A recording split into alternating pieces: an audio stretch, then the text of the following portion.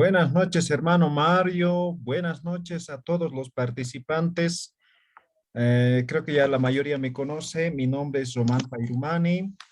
Estoy de coordinador de este programa y el día de hoy estamos dando inicio con lo que son talleres en vivo de lo que es este diplomado de Cosmovisión Andina. Tenemos una plataforma Moodle en el cual están todas las presentaciones, lecturas de apoyo y algunas actividades, ¿no? Están habilitadas 24 horas del día, ¿no? Durante todo este periodo del programa. Sin embargo, todos los martes y los jueves a las 20 horas son las sesiones presenciales, ¿no? O en vivo en todo caso, no presenciales, ¿no? Entonces, el día de hoy vamos a iniciar con el módulo 1. Para eso tenemos la presencia del hermano Mario Pachaguaya, quien va a estar estas 4 sesiones abordando sobre lo que es cosmovisión andina. Entonces, le doy la más cordial bienvenida al hermano Mario y también les doy la más cordial bienvenida a todos ustedes a este programa. Adelante, hermano Mario.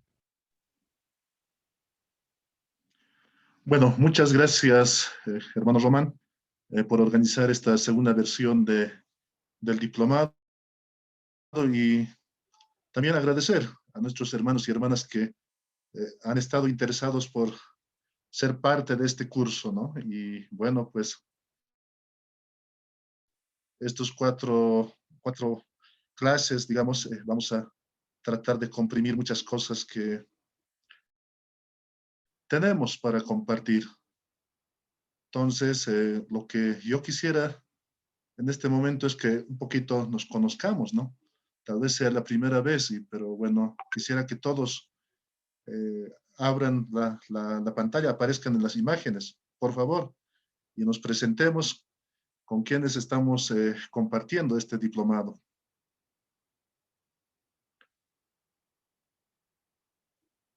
Bueno, a ver, vamos a conversar con Claudia. ¿Cómo estás, Claudia? ¿De dónde Hola, buenas eres noches. y por qué te has Soy de interesado en Sucre. el curso? Sí, perdón. Sí, soy de Sucre y bueno, la cosmovisión andina siempre me ha interesado y siempre he intentado que sea una transversal en lo que hago, que es musicoterapia. Y bueno, siempre he intentado decir, ¿no? En la cosmovisión andina, la respiración, el conectarnos, el cómo es arriba es abajo, el estar conectados con la tierra, por mis lecturas, pero bueno, he visto el diplomado y he visto que era la mejor manera de integrar más este tema, ¿no? Así que estoy re emocionada y feliz y gracias. Muchas gracias. Gracias, Claudia. Hermana Vilma Sánchez, igualmente, ¿de dónde es y por qué se ha interesado en el diplomado, en el curso, perdón? Sumarama, Taje Masinaca. Bueno, mi nombre es Vilma Sánchez Álvarez. Soy de acá, soy del pueblo de Guayatire, acá de Chile, de la región Arica Parinacota. El motivo de mi interés de participar y conocer mucho más de la cosmovisión aymara, una es por mis orígenes de que soy aymara y la otra es que en mi rol de educador tradicional, en la cual enseño lo que es la lengua y cultura de los pueblos originarios, en este caso de la aymara. Entonces, desde mi perspectiva de aymara, estoy tratando de conocer mucho más de mi cultura, tomando en cuenta desde el nacionalismo de acá de Chile, que al menos en nuestros hermanos que somos de acá de Chile, lo que es el Aymara, hemos sido muy cercenados en muchos aspectos, lo que es en nuestra cultura, nuestras tradiciones. Entonces, eso fue gatillando en muchas áreas. Y ahora, como el Estado ha sido una deuda con nosotros, entonces lo poco y nada que sabemos de Aymara y de nuestra cosmovisión y de nuestra cultura, lo estamos tratando a fortalecer mucho más, aprendiendo donde lo que ustedes tienen, lo que es la cultura, la cosmovisión, que todavía está latente. Y personas como yo, habemos muchos también acá en Chile, que estamos en la recuperación y fortalecimiento desde nuestra cultura. Y desde esa forma de nosotros poder replicarlo en las salas de clase en las cuales nosotros estamos enseñando. Y una cosa importante que es lo que es la deuda que ha sido del Estado chileno, que nosotros tenemos una asignatura en la cual incide en la promoción del estudiante. Quiere decir que el alumno puede repetir si tiene nuestra asignatura deficiente. Entonces, por ende, nosotros los pocos y nada que estamos interesados en la cultura, en nuestra costumbre y todo eso, estamos fortaleciendo cada vez más con todo, adquiriendo conocimiento por todos lados, rescatando de lo nuestro, ampliando mucho lo que es nuestros saberes ancestrales para que, ¿cuál es el objetivo? De nosotros difundir para que nuestro pueblo, como decía, volvamos a ser millones en algún momento. Ese es mi objetivo Bueno, y también estoy muy agradecida por permitirme estar en este curso, muy agradecida. muchas gracias. Muchas gracias, estimada Vilma. Vamos ahora con Victoria. Victoria Yanielia, perdón. Disculpe que no puedo pronunciar bien su apellido. No, está bien, no hay problema. Bueno, la inquietud que yo tuve para tomar este diplomado es porque hago terapias alternativas, medicina natural, y que más que en la cosmovisión andina, ver el conocimiento también por parte de nuestra tierra, de lo que nosotros somos, de nuestros ancestros. Entonces, me ha llamado mucho la atención de un tiempo a esta parte que todo ya se está llevando, al menos en lo holístico, ya se generaliza entre lo espiritual y lo corporal. Entonces eso me ha llamado la atención y quiero enriquecer un poco más mi conocimiento en ese sentido. Y es por eso que he tomado el diplomado. Bueno, qué bueno. ¿De dónde es, Victoria? Disculpa. Yo soy de Cochabamba, pero vivo actualmente en Santa Cruz. Entonces, aquí es lo que... Bueno, muchas gracias. Sí. Gracias. Vamos con José Manuel, se está ocultando ahí. No vale poner muñecos. Perdón, ahí está José Manuel. La misma pregunta. Ay, perdón, me equivoqué. Muy buenas noches, me alegra estar en esta primera clase. Mi nombre completo es José Manuel Huanca Calle. Soy de la ciudad de Oruro y me ha interesado el diplomado porque soy de profesión antropólogo para fortalecer los conocimientos que tengo y para poder aplicarla en una investigación antropológica. Gracias. A ver, vamos con el Gilata Ponceano Ayllón. La misma pregunta, hermano. Buenas noches, hermanos a todos y hermanas. Mi nombre es Ponciano Arancibia Ayllón. Yo soy de Sucre, yo soy quechua. Allí en Chisicacho, Jancunapa, Tucuipa.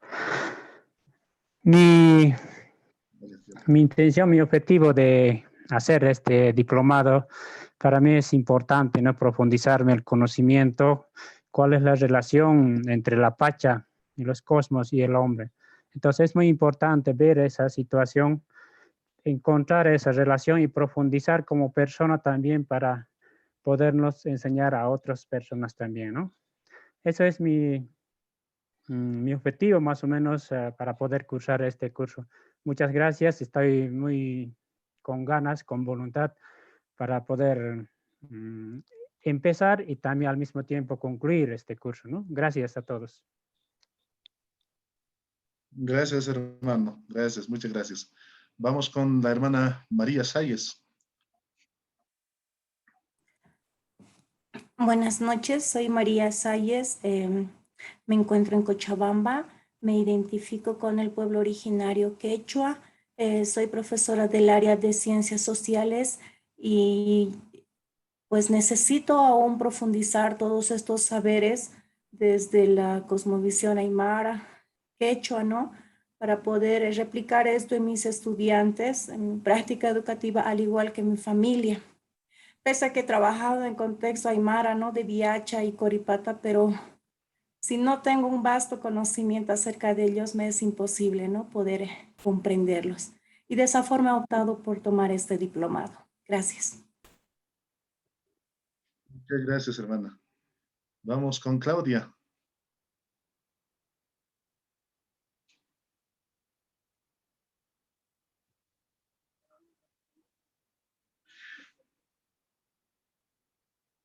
Claudia, la misma pregunta que hemos hecho los ¿Conmigo? demás hermanos y hermanas. Conmigo has empezado, Mario. Tal vez te has olvidado. Soy de Sucre. Ah, perdón, Sí, perdón. Ah, perdón. sí, Sí, mira, ya, sí, no te muchas preocupes. gracias. Creo que el COVID ha traído estas consecuencias. Bueno, pues. Sí. Doris. Doris Mollo, Akanka estoy atichiri. hermana. Waliki Cuyaca. Aski sumaruma, Wali Hawil papachaniru, Tatatawa. Faisuma Yatichiri. Mi nombre es Doris Moyo. Vivo en Arica y soy yokcha de la comuna de Camarones. Ah, Isa. Hago Wali. clases en lengua aymara de primero a sexto básico en un curso simultáneo. Entonces el interés de este curso es fortalecer y enriquecer lo que es cultura, cosmovisión, todo lo que tenga que ver relacionado con nuestros pueblos originarios.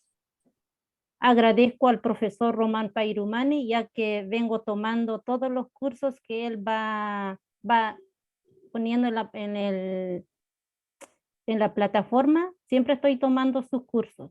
Agradezco por considerarme en este curso porque será muy enriquecedor para todos nosotros, en especial para mi compañera Vilma y para todas las demás. Espero que sea muy fructífero para cada uno de nosotros para así poder dar un conocimiento significativo a cada uno de nuestros educandos yatichiri. Ukaki upay suma.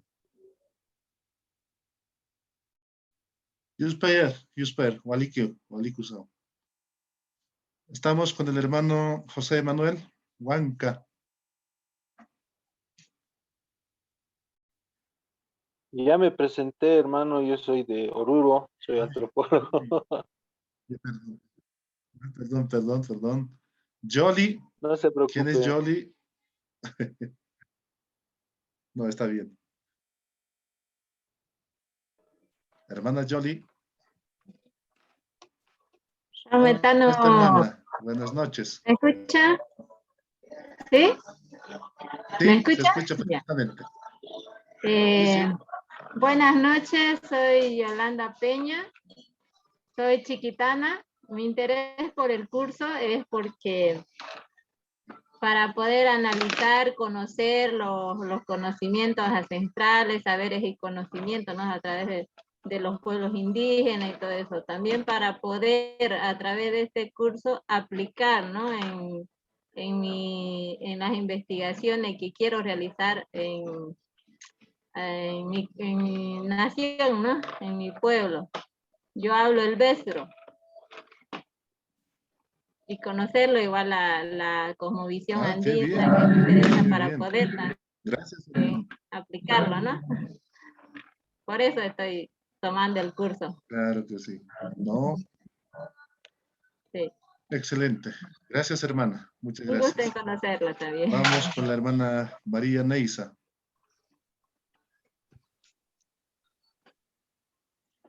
Hermana María Neisa.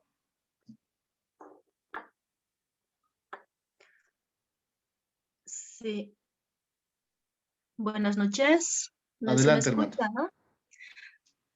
Muy bien, buenas noches a todos los Sí. participantes. Buenas noches, el licenciado Mario. Muy agradecida por la oportunidad de poder participar en este diplomado. Yo soy María Neisa Cruz Vargas. Identificada con la cultura quechua. Actualmente casi toda mi vida laboral he dado clases de quechua y mi interés no es profundizar la lectura de la cosmovisión andina, puesto que trabajo mucho con lo que es la sensibilización con los jóvenes de ahora. Pienso que los jóvenes de ahora son quienes son el potencial para poder continuar con la vitalización de las lenguas, de las culturas. Y en ese sentido, ¿no? Mi interés principal es la profundización, ¿no? De la lectura de la cosmovisión andina más que todo. Y bueno, pues esperando tener muchas experiencias bonitas. Saludo a todos, ¿no? Ujatu napaiku y tukuipaj. Muchas gracias, hermano. Gracias. A ver, ¿quiénes faltan? Hermano Carolino.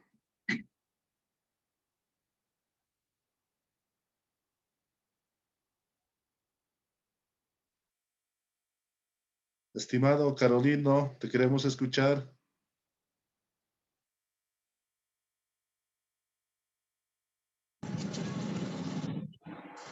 Pasamos con Ever López. Allinchipisi tukuy qankunapaq kachun kamachiq noqa qhichwa kani suti Ever López Cochabamanta yachaqamayuq licenciado en Ciencias de la Educación. Muy buenas noches, estimados compañeros, compañeras. Mi nombre es Ever López, soy quechua de profesión, licenciado en Ciencias de la Educación. Mi interés de este curso es conocer, aprender más sobre lo que es la cultura, las cosmovisiones que tiene cada pueblo y aplicarlo, ¿no? Eso es mi interés. Gracias, estimado. Muchas gracias, Ever. Vamos con el último o penúltimo, Rolly Condori. Buenas noches, hermanos, hermanas. Soy Rolly Condori. He nacido en el departamento, en una localidad del departamento de Oruro. Actualmente vivo en la ciudad de La Paz.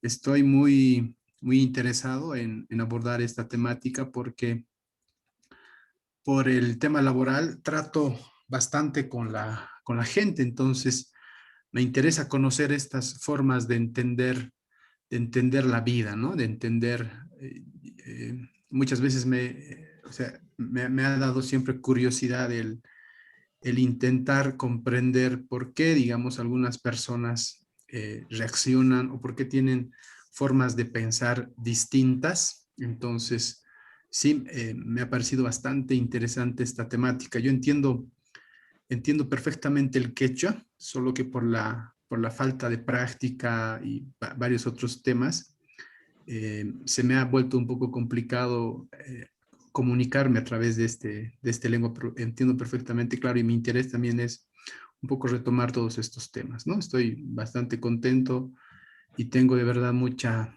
expectativa de este intercambio de información que seguramente vamos a tener. Buenas noches. Bueno, muchas gracias, hermano Rolly. A ver, falta Jesse. Bueno, Gilata. Sí, Gilata Carolino. Kamisaraki, alisuma aruntabe humataki tataya tichiri. Ya, kamisaraki, alisuma aruntabe humataki tataya tichiri, ukam kik para karun karakiyan kitina kateja que istanepje o kitina kateja churu para que mantanepje akiri yatek awir para karus arun karaki akiri puno markat pacha. Bueno, quisiera agradecer, antes que nada, estaba buscando un lugar porque estoy caminando, tenemos tenido una reunión de última hora y disculpa, profesor, porque no he podido conectarme en lo que usted me ha llamado en su debido tiempo, ¿no? Pero mira, este tema es de mucha importancia para cada uno de nosotros, para mí particularmente, por ejemplo, en el departamento de Puno, en el país de Perú, que soy yo de Puno, se viene perdiendo todas nuestras sabidurías ancestrales, todo lo que nuestros tatarabuelos, abuelos, actualmente eso se viene perdiendo. Por ejemplo, la generación de los tatarabuelos, por ejemplo, se van muriendo nuestras tradiciones, se van muriendo nuestra lengua, van muriendo, por ejemplo, los siusabes, se van muriendo la filosofía, prácticamente, si mueren todo eso, ¿y qué es lo que vamos a dejar para nuestros hijos, ¿no? Entonces, es mi preocupación. Además, no soy de esta especialidad, pero me encanta mis raíces, me encanta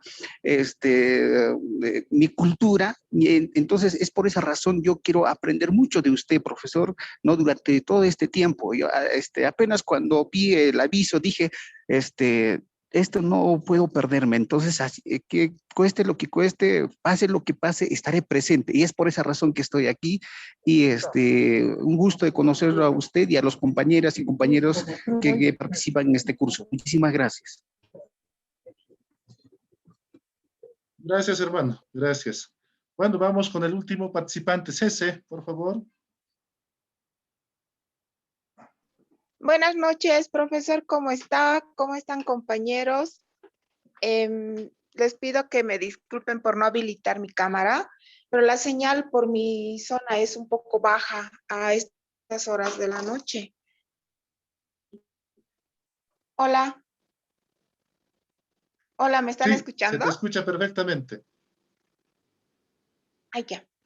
Y nada, que es igual con mucha expectativa el poder participar en el curso, y pues agradecida por todos los conocimientos que usted nos va a poder brindar, ¿no? Que siempre son una referencia, toda nuestra ancestralidad es una referencia muy importante, fundamental en nuestras vidas.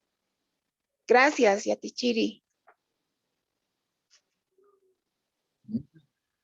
Muchas gracias, muchas gracias.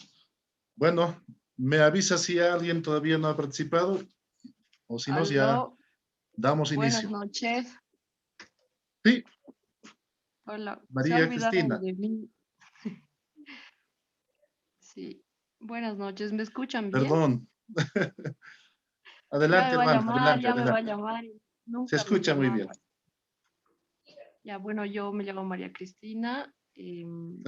Soy de La Paz, pero vivo en Oruro actualmente. Me ha importado mucho tomar este diplomado. Bueno, va a ser el primer diplomado que voy a hacer. El tema me parece muy importante, ya que, bueno, hace algunos años yo participé en la inducción de los jóvenes en el gobierno del MAS, y la verdad tengo planeado volver, entonces me gustaría que todo este conocimiento pase a mis compañeros, ¿no? Y la verdad igual muy agradecida con el licenciado Román también por todas las clases que nos da, y bueno, tomé esta precisamente por él, ¿no? Bueno, muchas gracias.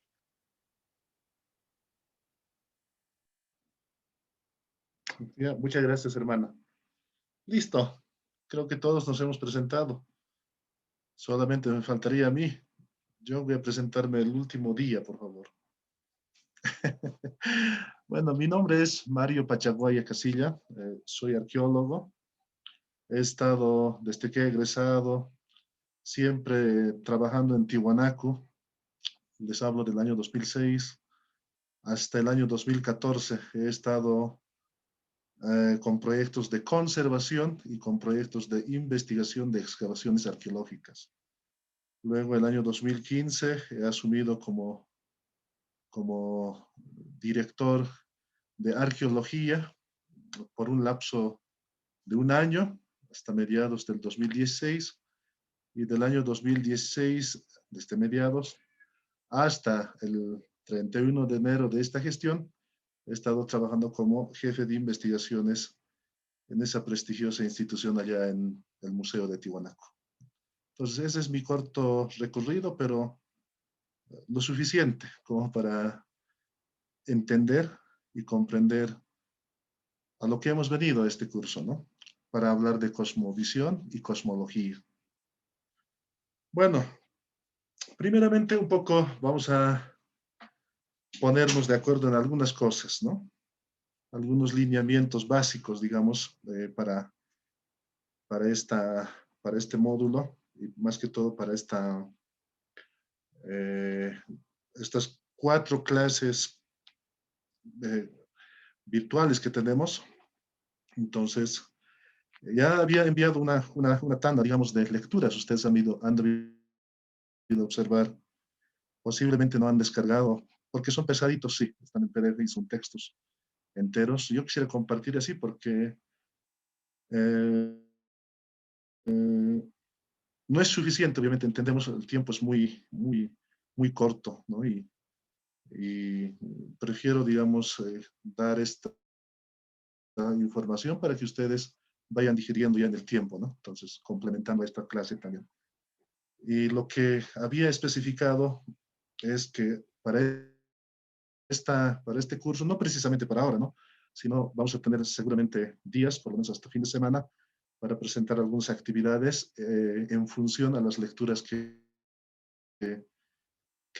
vamos a efectuar, ¿no? Entonces, lo que me interesa a mí es leer, por ejemplo, estos capítulos 2 y 3, habíamos mencionado de la arquitecta Adine Gabasi, es una muy buena arquitecta que ha trabajado en Tiwanaku también, que ha trabajado en Cahuachi, en la costa de Perú, y me interesa por eso ver esa perspectiva, digamos, que prácticamente hace un giro, o sea, ningún arquitecto va a hablar con ese lenguaje sobre los espacios arqueológicos, ¿no? Entonces, ustedes por sí se van a dar de cuenta cuando lo lean y comparen con otros datos, ¿no? Y por eso he tomado esto, precisamente porque creo que refresca la orientación de las investigaciones, ¿ya? Luego tenemos a este hermano teólogo, filósofo, Joseph Esterman, quien ha escrito varios libros y artículos igualmente, ¿no? Y ha trabajado mucho tiempo en el ICEAT, aquí en La Paz. Y uno de sus libros justamente es la filosofía andina, ¿no? Y lo que nos interesa de ese libro es el capítulo 6, justamente, ¿no? De lo que es la Pacha Sofía.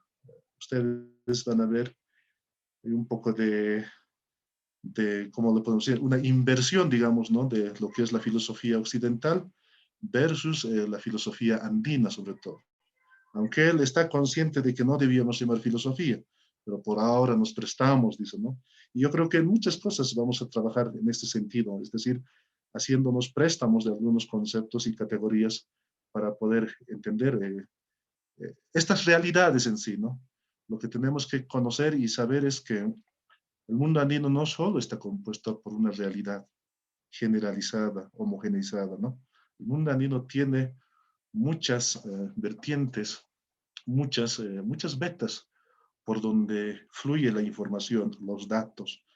Y precisamente eso es lo que vamos a tratar de aprender un poco y también tratar de desaprender muchas cosas de lo que ya no queremos reproducir en sí, ¿no? Me refiero prácticamente al conocimiento colonial, ¿no? Que ha permitido, quierase o no, que los conocimientos ancestrales vayan deteriorándose, ¿no? Entonces, nuestro objetivo es precisamente recuperarlas, ¿no? Fortalecerlas. Entonces, vamos a orientar en ese sentido, como lo hemos hecho también en la primera versión. Bueno, entonces, si tienen alguna duda o algún comentario, por favor, lo hacemos al final de la clase. Seguramente van a tener algunas dudas, cómo se va a presentar. Ya, hermano Román sabe, él es el que colabora también. En su debido momento yo voy a poner las actividades, alguna pregunta, algún cuestionario, para un poquito también, para medir, digamos, el nivel o el grado de comprensión, digamos, a lo que estamos llegando, digamos, con las lecturas, ¿no? Entonces, es solamente para eso, ¿no? No es digamos, para incomodar a nadie, ¿no? Porque para mí sería también lo más sencillo no haber brindado ninguna información y bueno, y simplemente venir aquí y claro, hablar, pero no, o sea, a veces las palabras siempre se van, como se dice, es muy indeleble, o perdón, muy perecedera y lo que pasa es que los textos siempre están ahí, entonces por eso el apoyo de los textos. Y si alguien, yo les digo eso, si alguien requiere algún texto de alguna temática específica que probablemente no estoy presentando aquí en el diplomado, me consulta a través del WhatsApp que tenemos, entonces yo se lo facilito mientras tenga el documento, el texto que se requiere, ¿ya? Bueno, entonces damos inicio a nuestra primera clase, por favor.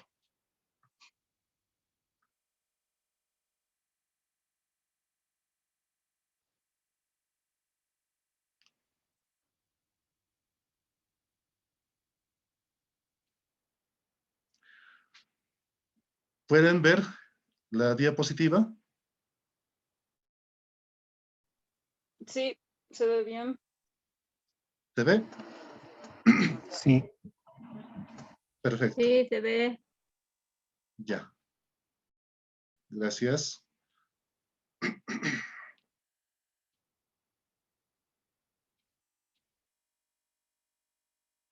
Bueno. Hemos titulado esta primera temática como Microcosmos, visión andina de los espacios cotidianos y ceremoniales, ¿no? Poco esto para que podamos reafirmar en qué sentido operan las cosas, los objetos, los espacios que están elaboradas culturalmente, ¿no? Y que son micros, ¿no? Que son portátiles, que son medibles de manera artesanal y de manera fácil, versus, o siempre vamos a decir, a un cosmos mucho más grande, que sería el macrocosmos, ¿no? El macrocosmos ya comprende no solamente lo que está a nuestro alrededor, lo que podemos percibir de inmediato, sino es aquel que ya como en Aymara lo llamamos el Alajpacha, ¿no? Es decir, el mundo celeste, las estrellas, la luna, el sol, el arco iris, todo eso ya es parte de un macrocosmos, ¿no? Entonces, lo que vamos a ver de manera bien nítida es de cómo se relaciona este universo microcósmico con el macrocósmico, ¿no? Entonces, y esto aplicado en los espacios cotidianos y ceremoniales, ¿ya? El objetivo de esta temática es comprender los principios y conceptos fundamentales que operan en la cosmovisión andina, donde al menos todos los seres participan de una vitalidad genérica que tiene la capacidad de fluir o circular entre diferentes mundos vivientes. Lo que hemos aprendido en los colegios, en las universidades, incluso esa forma de aprendizaje hemos reproducido en las familias. Entonces, lo que hemos aprendido es pues un conocimiento absolutamente occidental, ¿no? Donde generalizamos prácticamente las múltiples realidades en una sola, o simplemente lo presentamos como dicotomías, es decir, como si fuera dos objetos, dos cosas opuestas, ¿no? Una de ellas, por ejemplo, es esta dicotomía entre naturaleza y cultura, o cultura o naturaleza, ¿no?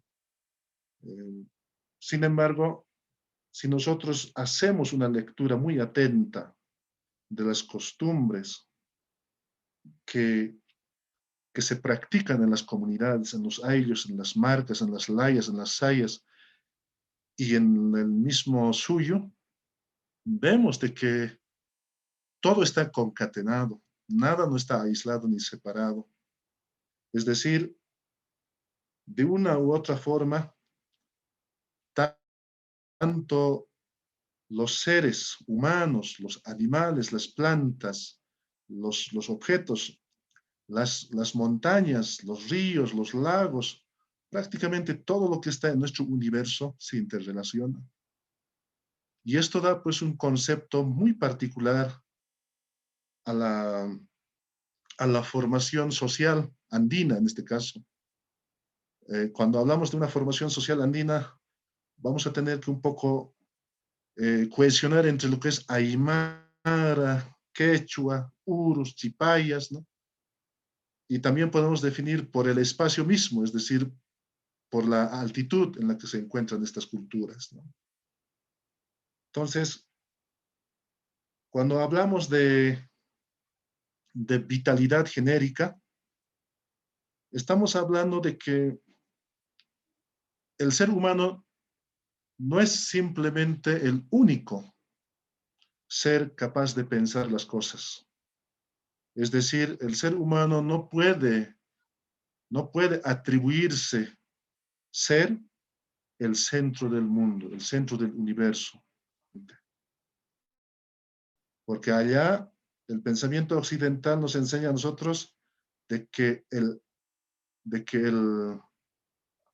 antropomorfismo o el concepto de antropocéntrico, dicen, ¿no? Es decir, el hombre sería el centro de todas las cosas y en función a eso se van entendiendo y comprendiendo las cosas, ¿no? Entonces, mientras en nuestro universo, más que todo es diríamos, es cosmocéntrico, no antropocéntrico, ¿no? Entonces, ahí está la diferencia. Los animales saben pensar, las plantas saben pensar. Actualmente está yo no diría moda, pero está con mucha fuerza emergiendo estas teorías sobre el pensamiento de las plantas. Muchos científicos que pensaban a partir del antropocentrismo y del zoocentrismo, que simplemente más o menos relacionaban entre los humanos y los animales, dejando absolutamente en el olvido a las plantas, ahora están viendo sus debilidades, ¿no? Porque hay botánicos que están comprendiendo muy bien cómo las plantas incluso se mueven al ritmo de la música, cómo las plantas pueden entender incluso el buen humor de las personas, cómo las plantas pueden entender, por ejemplo, cuando estamos irrigando nuestras plantas ahí en la chacra, o lo hacemos de buen humor o de mal humor, incluso las plantas son capaces de captar olores. Entonces, es sorprendente en realidad la ciencia actual que está descubriendo el comportamiento cultural, entre comillas, de las plantas. Ahora uno se pregunta, nuestros abuelos o ancestros, de manera general vamos a denominar, de Tiwanaku, o un poco más antes incluso, no habrán conocido este tipo de conocimientos botánicos, simplemente habrán replicado igual, así como en Occidente, un antropomorfismo así muy secante o un zoocentrismo solamente en los animales. La respuesta es no. Nuestros abuelos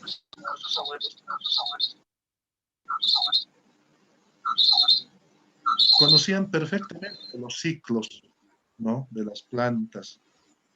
Sabían muy bien de sus características genéticas. Sabían muy bien la funcionalidad de cada planta en sí, sean comestibles, rituales, ceremoniales o medicinales en este caso. Entonces, estamos ante un desafío muy grande, compañeros. Todas las cosas del universo hablan. Lo que pasa es que en el tiempo, por lo menos en 20 siglos, se ha generado un conocimiento muy ajeno a nuestra realidad y lamentablemente eso es lo que se ha reproducido y desde ahí seguimos replicando las realidades ajenas sobre nuestras realidades. Entonces, por eso yo les decía, vamos a tener que aprender a desaprender lo que habíamos aprendido en el tiempo. Bueno, pasamos. ¿Qué es cosmovisión? Esto es una definición muy genérica, pero más o menos que se aproxima, digamos, a lo que entendemos por cosmovisión. Pero en términos muy simples, diríamos que el cosmos es todo lo que hemos descrito hace un momento. Seres humanos, seres no humanos como los animales, las plantas, seres celestes, incluso las montañas que en el mundo occidental son conocidos como abióticos, que no tienen vida, ¿no? En el mundo andino sí tienen vida, ¿no? Y eso vamos a hablar seguramente en nuestra tercera y cuarta clase, ¿no? Entonces, todos estos elementos que están inmersos en este universo hacen de que el ser humano empiece a, perdón, por favor, tírenlo, empiece a adquirir las cualidades y sobre todo las sensibilidades extraordinarias de estas cosas, de estos elementos que hemos descrito. Es decir, no es suficiente confiarse en la razón, como hace la lógica occidental del pensamiento, sino que en el mundo andino y sobre todo las unidades sociales aymaras y quechuas, las sensibilidades van fluyendo incluso fuera de las corporalidades humanas. Entonces eso significa de que las plantas, los animales, todos son portadores de sensibilidad, de resonancias profundas que están evocando ser reconocidas y que lamentablemente el tipo de conocimiento que hemos practicado a lo largo de estos tiempos lo ha dejado en el olvido. Entonces, cuando hablamos de cosmovisión, podemos decir que es simplemente la relación que tenemos como seres humanos, como jaques en este caso, o como runas, con nuestro universo, sea inmediato o con nuestro universo lejano, o como llamaríamos el microcosmos y el macrocosmos. Eso es en realidad la cosmovisión. Y eso es lo que prácticamente va a ser particularidades, es decir, las culturas gracias a estas cosmovisiones, es decir, con la convivencia con la naturaleza, entre los seres humanos, se van a hacer un poco mediana o altamente diferenciadas, ¿no? Entonces, ahí surgen las diferencias. Y también en la misma línea, perdón, en la misma línea estarían las semejanzas culturales.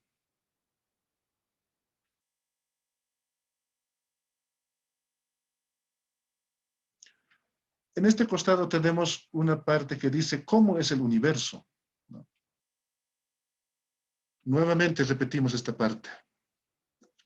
El universo del mundo andino en sí, de las culturas del mundo andino, está compuesto por seres humanos, por seres no humanos, por seres visibles, por seres no visibles, y está compuesto por seres naturales y sobrenaturales. Pero en ningún momento se constituyen en opuestos ni en dicotomías absolutamente aisladas, ¿no? Sino que siempre están complementadas. Es decir, hay un principio de complementariedad entre estas categorías. Y así, de esa manera, incluso podríamos acuñar este concepto de holismo, ¿no?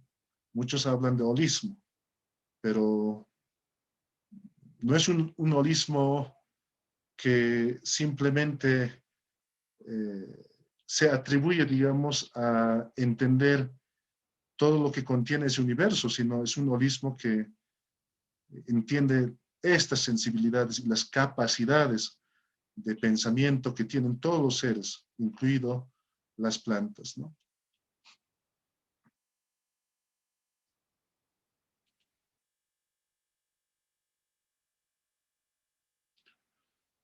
Muchos de ustedes deben conocer esta categoría de control vertical de pisos ecológicos.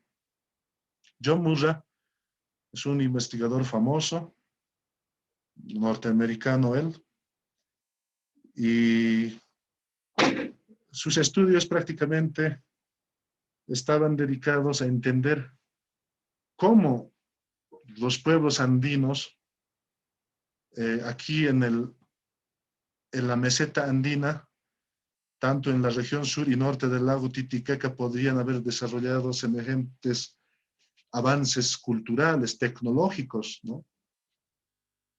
Y de ahí vienen muchos cronistas, incluso los que han hecho viajes, los viajeros, incluso las mismas historias oficiales en su momento han relatado de que las comunidades andinas no podrían haber hecho cosas como Tiahuanaco, como Machu Picchu, porque sencillamente ellos se estaban preocupando de cómo van a comer día a día, porque en este paisaje, en este ambiente tan inhóspito, según ellos, era difícil desarrollar una cultura.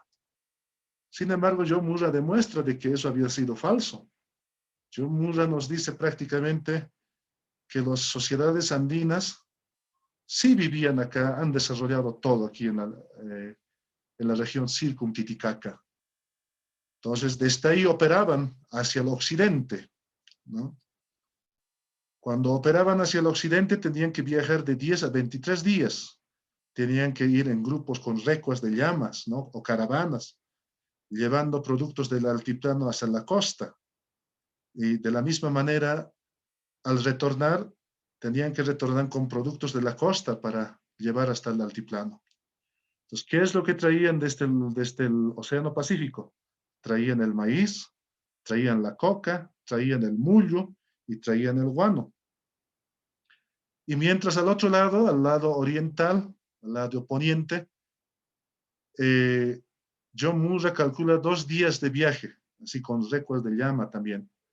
Y de este lado llevaban lo que es la sal, llevaban el chuño, llevaban el charque, todo lo que eran los productos secos, digamos, que se producían en la parte andina.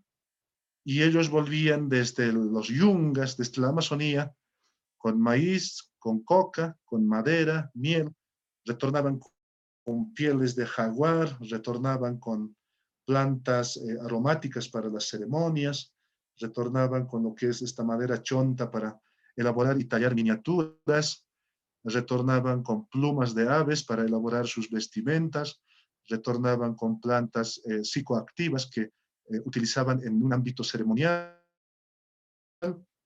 Y bueno, eso ha hecho realmente de que los pueblos del mundo andino se fortalezcan, tanto económica, política, social y ideológicamente. Eso ha ocurrido prácticamente hasta los años 50. Si alguno de ustedes recuerda lo que ha desestructurado este sistema del control vertical de pisos ecológicos, o lo que se llamaba la doble residencia altiplano, valle o yungas, la reforma agraria, ¿no?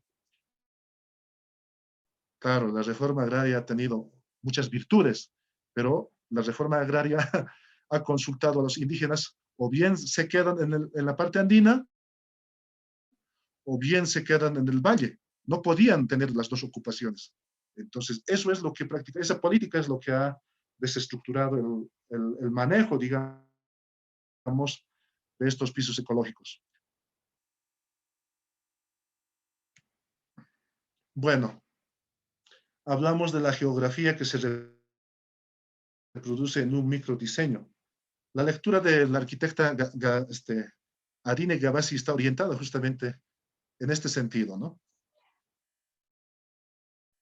Nosotros los seres humanos vivimos en un espacio geográfico macro, como vemos acá en esta imagen de la izquierda, ¿no? Tenemos las montañas, tenemos el lago, tenemos hasta el océano, tenemos los valles, los yungas, hasta la Amazonía, ¿no? Todo eso es un universo macro. Sin embargo, en las culturas andinas, como acabamos de señalar, transitaban a ambos lados de la cordillera, tanto hacia el Océano Pacífico como también hacia los valles y los yungas, ¿no? Entonces, en ese entendido, las culturas andinas han fortalecido lo que es su manera de entender el mundo. Tal vez no habría que decir fortalecido, sino han ampliado prácticamente su forma de entender y comprender el universo en sí. No están pues simplemente acá, ¿no? En el lago Titicaca y con su paisaje, sino que al hacer los permanentes viajes por los sistemas viales que han aperturado los ingenieros de la época de Tiwanaku, entonces han comprendido todos los paisajes, los microclimas, es decir, la flora y la fauna de cada región. Entonces, seguramente han ido seleccionando las cualidades de estas plantas, de estos animales, y lo han adoptado y se han apropiado de estos elementos. Y de esa manera han fortalecido lo que es la ceremonia y la convivencia cotidiana. Y en la parte derecha de esta imagen vemos lo que es el centro ceremonial de Tiwanaku. Cuando vamos a Tiwanaku, solamente podemos observar algunos templos como el Acapana, podemos ver como el templete semisubterráneo, el Calasasaya, el Putuni y el Pumapunku. Sin embargo, en esta imagen prácticamente está muy bien diseñado. Se puede ver cómo era la, entre comillas vamos a poner, cómo era la ciudad, ¿no? Estamos hablando del año 400 antes de Cristo a 1100 después de Cristo. Es decir, todo este universo macro que hemos visto en este lado se traduce en este otro universo absolutamente social y cultural, ¿no? Entonces, Adine Gabasi, la arquitecta, hace referencia a esto, a los objetos portátiles, ¿no? Que se van miniaturizando. Las montañas, como vemos ahí al fondo, cómo van siendo replicados aquí en las pirámides, los templos, ¿no? Es decir, todo está perfectamente parametrado, ¿no? De acuerdo a la naturaleza geográfica donde se desenvolvían como sociedad y como cultura. Los achachilas y el diseño de los centros ceremoniales. No solamente los achachilas, sino tenemos varios seres tutelares, en este caso los apus, los camanis, tenemos las huacas. Sin embargo, esta imagen hemos elegido porque es muy ilustrativo por esto, ¿no? Esta es una imagen del templete de Concohuancane, que está en la localidad de Jesús de Machaca, ¿no? Y esta es justamente la montaña sagrada que es el Sajama, ¿no? Todos los templos, o por lo menos la mayoría de los templos prehispánicos, estaban orientadas pues hacia estos achachilas, hacia estos apus en realidad. Como hemos mencionado, en el mundo andino prehispánico e incluso contemporáneo, es decir, de la actualidad, no hay nada ni nadie que no porte vida. Todos los elementos de la naturaleza son portadores de vida, es decir, generadores que producen vida en realidad. Por eso tal vez se habla mucho de la cultura de la vida. En este caso, las personas que podían prácticamente dialogar con estas montañas sagradas, con estos espacios sagrados como los templos, los templetes, son pues los pedagogos de la naturaleza, que conocemos aquí como los chamacanes, conocemos como los yatiris, conocemos como los uñiris, conocemos como los colliris, conocemos como los laikas. Entonces, todo este conjunto de personas que actúan de manera institucional en las comunidades y en los ayllus, hacen a través de las rogativas específicas, que los seres humanos normales comprendan, pues, qué es lo que se está dialogando con estas montañas. Entonces, no podemos ver a las montañas como seres inertes, que no tienen sentido y que no tienen nada que ver con la cultura, ni con la sensibilidad, ni con las resonancias, nada. No, o sea, en el mundo andino, y sobre todo quechua y aymara, estos elementos de la naturaleza son los que prácticamente dan vida, ¿no? No solamente la vida como tal, sino vida social, vida cíclica, digamos, de los animales, de las plantas. Es decir, hay un conjunto de tipos de vida, digamos, que se van produciendo y reproduciendo, ¿no? A través del diálogo simétrico que se sostiene entre los humanos y estos apus.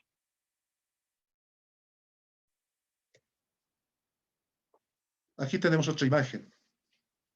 Ritualización y memoria de los espacios ceremoniales y domésticos.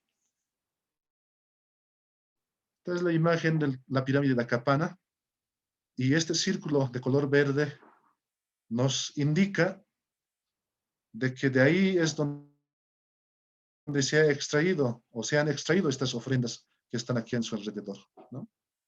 Empezamos por este lado. Aquí tenemos un niño de 7 a 8 años aproximadamente. Se ha descubierto en una excavación arqueológica realizada el año 2009, justamente aquí en la primera plataforma de la pirámide Acapana, ¿no? Junto a este niño estaba un conjunto de arcillas comestibles, lo que conocemos como pasa. Estaba después el torso de una llama, patas de la llama, es decir, estaba ahí la llama desmembrada junto al niño, y estaba perfectamente sellada con arcilla especial, ¿no? Entonces, es parte de una ofrenda que han oficiado los tiwanacotas. Y junto al niño, a unos 20 centímetros, se han encontrado estos aves que no son andinos.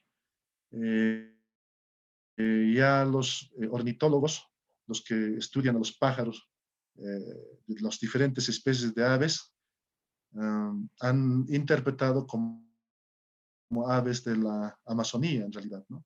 Entonces, estos aves también serían parte de esa ofrenda que se estaba efectuando aquí,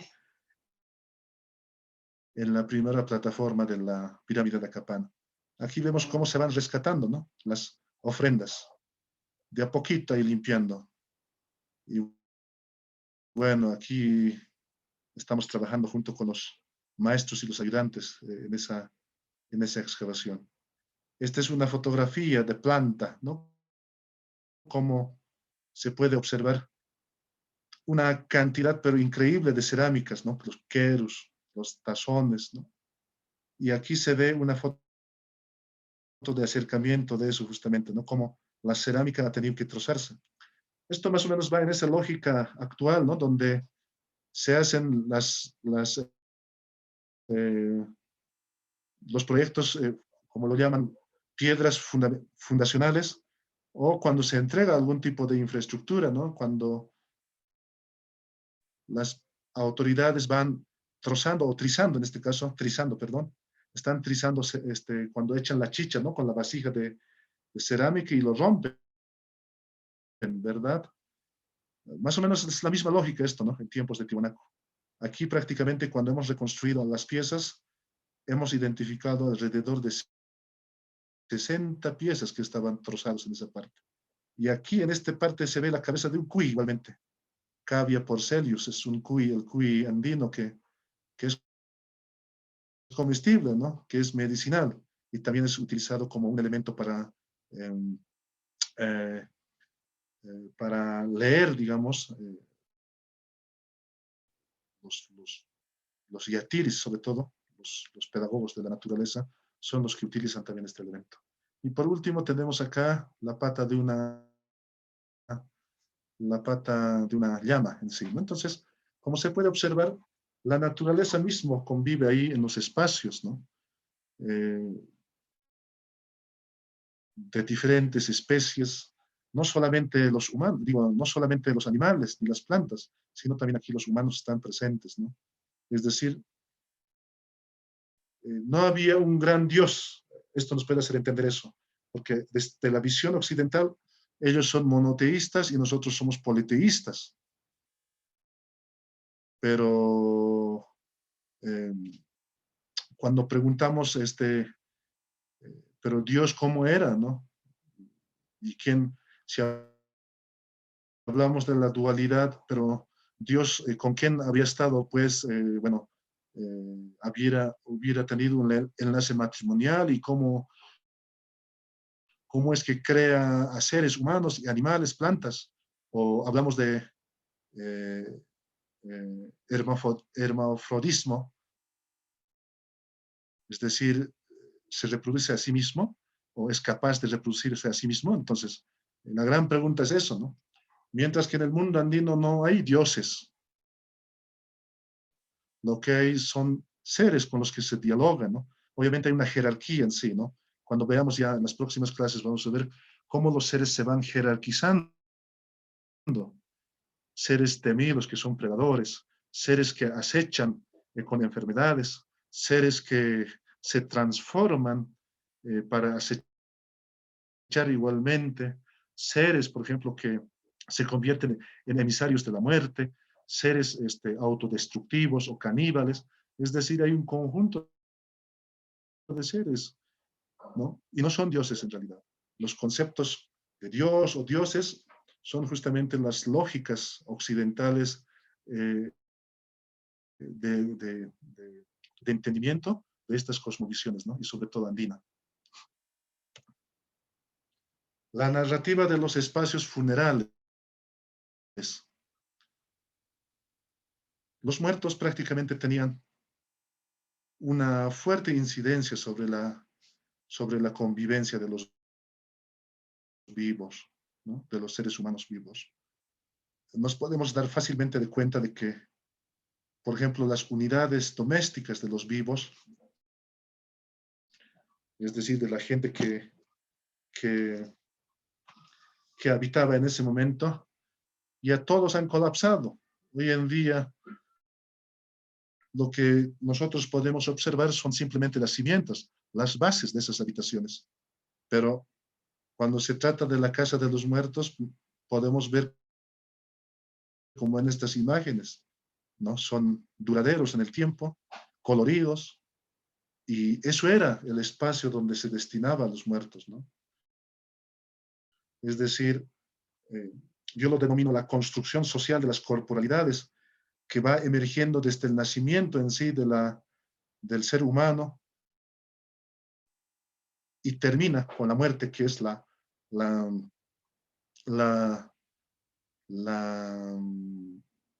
deconstrucción, digamos, es decir, la pérdida o el ocultamiento ya de la corporalidad, ¿no? Por eso en la Aymara dicen, imanta neoahaptua,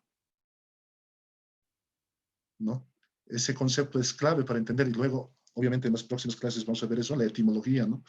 Imanta neoahaptua, imantar significa ocultar, no precisamente significa enterrar, ¿no? Entonces, es como un ser, los muertos son como los seres vivos que simplemente están ocultos dentro de estas unidades y que en cualquier momento van a emerger al mundo de los vivos, al mundo de los seres humanos vivos, ¿no? Entonces, por eso es que tiene mucha importancia la muerte y los muertos en la filosofía andina, ¿no? En la cosmovisión y la cosmología andina en sí. No solamente eso, sino que también da a entender otros parámetros, ¿no? De convivencia entre seres humanos, los animales y las plantas. Por ejemplo, cuando a los muertos se los saca de estas chulpas, ¿no? Se convive pues en fiestas, en ceremonias, donde prácticamente los muertos no parecen ser muertos, sino más vivos que los vivos en sí, ¿no? Y eso viene relatado desde las crónicas, viene desde la época tiwanaku en sí, ¿no? Y que más tardíamente ya ha desaparecido eso. Pero actualmente estaríamos hablando de Todos Santos, ¿no? Que no deja de ser interesante también. Es otro fenómeno que ya ha constituido, digamos, a través de, que ya está constituido a través de muchas, de otros matices, digamos, ¿no? Culturales también. Pero es bajo la misma lógica del relacionamiento, digamos, que hay entre los seres humanos vivos y los muertos, ¿no? Hablamos de microespacios, ¿no? Que modelan el mundo. Y habíamos observado esto en la arquitectura de Tiwanaku. Los monolitos, como este monolito El Fraile, aquí el monolito Ponce, aquí las imágenes de la Puerta del Sol, prácticamente nos muestran cómo los tiwanacotas pensaban visualmente. Quisiera que se entienda esto. Los tiwanacotas, los incas y todas las culturas prehispánicas nos han enseñado a pensar visualmente. Es decir, las imágenes que no necesariamente tenemos que comparar con una escritura de tipo occidental, sino que la misma imagen se entiende ya prácticamente como una información que transmite datos, ¿no? Datos cualitativos y cuantitativos en este caso. Y el mejor ejemplo de todo eso es, por ejemplo, el quipus, ¿no? Por colores, por tamaños, por tipos de nudos, la cantidad de nudos, prácticamente nos ha enseñado, digamos, de cómo almacenar el conocimiento. Muchos nos preguntamos, tal vez, pero estas sociedades prehispánicas, e incluso nuestras sociedades contemporáneas, hablamos de las culturas andinas, ¿cómo almacenan la información que han acumulado a lo largo del tiempo? ¿Y cómo han transmitido esto de generación en generación? Entonces, la respuesta está en que las imágenes, la corporalidad de estos monolitos, la corporalidad de la cerámica, la corporalidad de otros elementos arquitectónicos, la corporalidad de los mismos seres humanos que practicaban tatuajes, que practicaban las pinturas faciales, también los textiles sobre todo, son pues los medios donde se almacenaban cualquier cantidad de información. Es decir, los colores, las dimensiones, las distancias de un motivo con el otro, las formas, las orientaciones, su relación de excentricidad, de centralidad, hasta las superficies rugosas, es decir, lo que es la textura. Todo eso forma parte de ese lenguaje visual. Y eso es lo que ya hemos perdido tal vez en el tiempo y lo repetimos como el europeo o como el norteamericano, ¿no? Cuando viene a Tiwanaku, wow, se admiran, ¿no?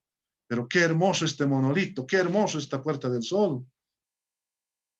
Y bueno, todo queda ahí. Todo se termina con un wow.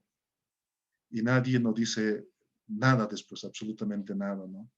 Pues nosotros como andinos o como propugnadores, digamos, de estos conocimientos, ¿no? Tenemos que fortalecer esto, ¿no? Es decir, tenemos que tratar de entender poco a poco de cómo organizaban su información las culturas prehispánicas y nuestras culturas actuales. No es simplemente la escritura occidental que conocemos actualmente, sino que las imágenes que estamos observando acá son prácticamente como una especie de palimpsesto, es decir, como una especie de archivo o microarchivos, digamos, que están sedimentando mucha información, ¿no? Entonces, ahora el desafío, el reto es cómo generamos métodos, técnicas o metodologías para poder adentrarnos en ese tipo de información, ¿no? Entonces, estamos en eso ahora, ¿no? Y espero que muchos de nosotros que estamos en este curso también lo tengan como un desafío, es decir, para comprender de cómo se genera, digamos, estos conocimientos y más que todo cómo se almacena esa información en esta memoria, ¿no?, de los materiales.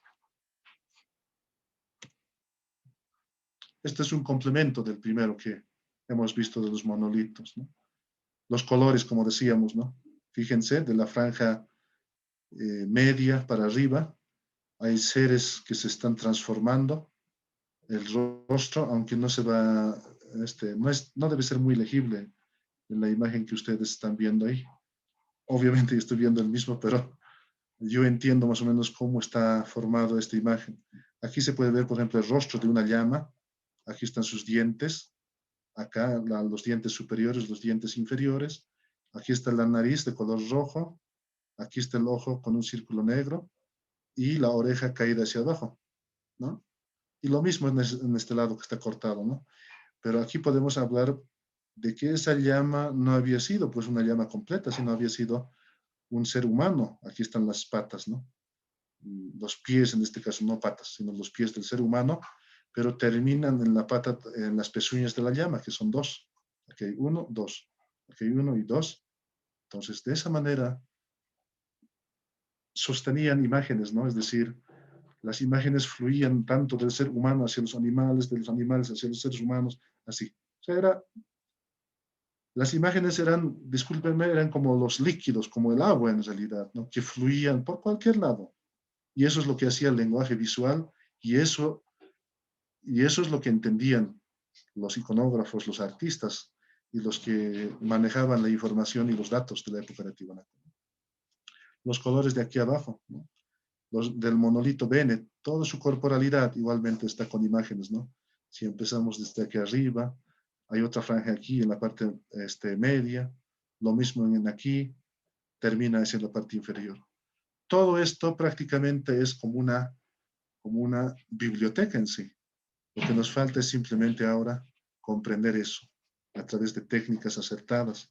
Y no estemos comparando como hacen muchos arqueólogos, colegas míos, que siempre están comparando como si fueran textos escritos. Eso prácticamente distorsiona y hace una falsificación histórica en sí, ¿no? Es decir, no se va a comprender de ese modo. Porque a partir incluso de la historia del arte, lo han comparado y han hecho una analogía como si realmente fueran textos escritos, pero no son textos escritos, son imágenes, que claro, podemos decir, son como textos, pero no son, ¿no? ¿Verdad? Entonces, estas imágenes prácticamente, como ven, por su ubicación, por su orientación, por su relación, por su forma, bueno, se convierte en toda una narrativa en sí de algún acontecimiento. En este caso podemos decir de un acontecimiento ceremonial, ¿no? Memoria y continuidad.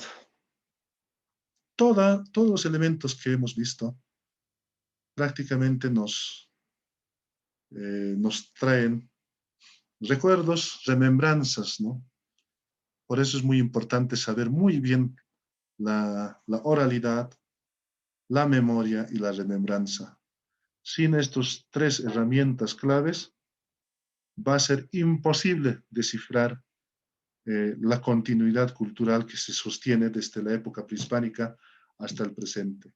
Memoria, oralidad y remembranza son las herramientas pertinentes para poder describir la oralidad contemporánea de los pueblos, para describir la memoria actual de los pueblos y lo que yo denomino para comprender las microhistorias que se están manteniendo vivos en fragmentos. Tenemos que ver de que nuestra historia ha sido fragmentada y yo siempre hago una analogía como si fuera un cristal hecho, convertido en 1000 pedazos y nosotros apenas a veces nos preguntamos por uno de esos fragmentos y queremos entender como si ya estuviésemos entendiendo todo el universo, cuando en realidad no estamos entendiendo casi nada. Entonces, por eso es necesario e importante que a través de los fragmentos orales que nos relatan los abuelos y las abuelas, podamos esto hilvanar, ¿no? Es decir, transformar esto en un conocimiento que nos permita leer el contenido de esas realidades, ¿no? Entonces, el objetivo también es eso, sí, porque si vamos a estar queriendo entender con métodos ya que hemos practicado, tal vez con categorías, con conceptos que hemos practicado, eso no va a funcionar porque eso es reproducir lo que ya se ha reproducido hasta este momento. Nosotros tenemos que ser capaces de generar nuevos conceptos. Por eso ese texto del filósofo que les he pasado, de Joseph Esterman, está generando conceptos de Pacha-Sofía, Ecosofía, está generando de runas sofías. Parece chistoso, ¿no? Muchos vamos a decir, claro, como estamos bañados de un conocimiento del clasicismo, de la época de los estoicos, como estamos tan bañados con el conocimiento de Platón, de Sócrates, de Aristóteles, entonces un poquito nos va a causar risa tal vez, ¿no? Cuando hablamos de Pacha-Sofía, de Runa Sofía, de Jaque Sofía, Ecosofía, pero ¿qué es esto? ¿No? Pero estas categorías nos van a servir justamente para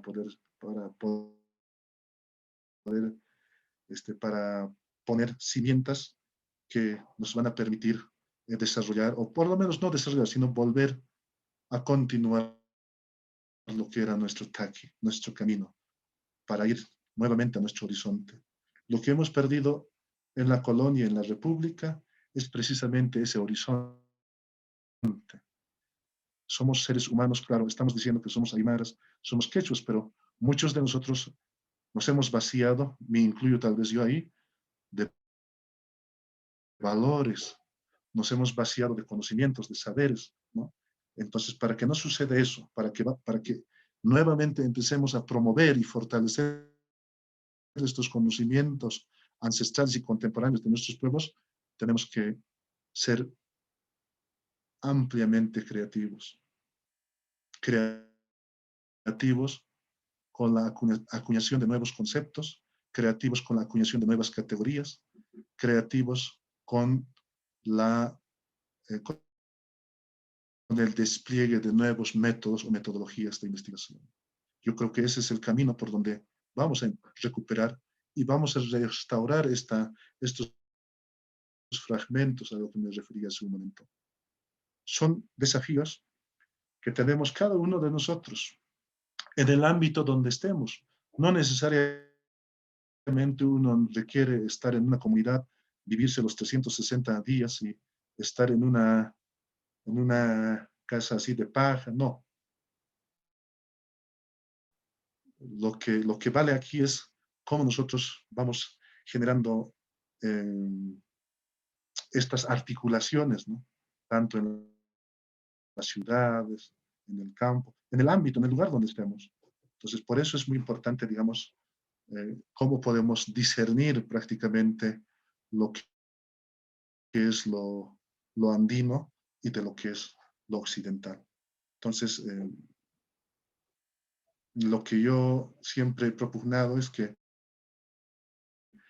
no solo tenemos que reivindicar, está bien, estamos reivindicando cotidianamente nuestra cultura, pero para fortalecerlo tenemos que hacer estos aportes, ¿no? Que son precisos también en el tiempo. Y esto habíamos discutido con muchos compañeros que hablan de descolonización, y ustedes dirán que estoy en lo cierto o estoy mintiendo, ¿no? Parece que cuando hablamos de descolonización, yo pienso que nuevamente vamos a tener que descolonizar a los que están descolonizando actualmente. ¿Qué quiero decir con esto? Es que no están partiendo de los principios fundamentales, lo que yo llamo, lo que es el locus de enunciación, donde se genera el conocimiento, donde se genera el saber, donde se genera la vivencia, donde se genera la experiencia, no están partiendo de eso. Más están partiendo desde una crítica directa de los conceptos, las categorías occidentales. Entonces, si no partimos de nosotros mismos, difícilmente vamos a hacer descolonización, porque debajo de esa descolonización hay un vacío. ¿Y sobre qué estamos descolonizando? Para descolonizar tiene que haber una materia, tiene que haber, como llamamos, un cuerpo, ¿no?, de conocimientos en sí, ¿no?, que sostengan esto. Y la única manera de sostener eso creo que es el conocimiento y los saberes de nuestros pueblos. Por eso es muy importante conocer estas prácticas culturales que han generado nuestros pueblos, ¿no? Cuando digo nuestros pueblos, me refiero prácticamente a todos los pueblos indígenas en sí, en un continente amerindio como el nuestro, ¿no?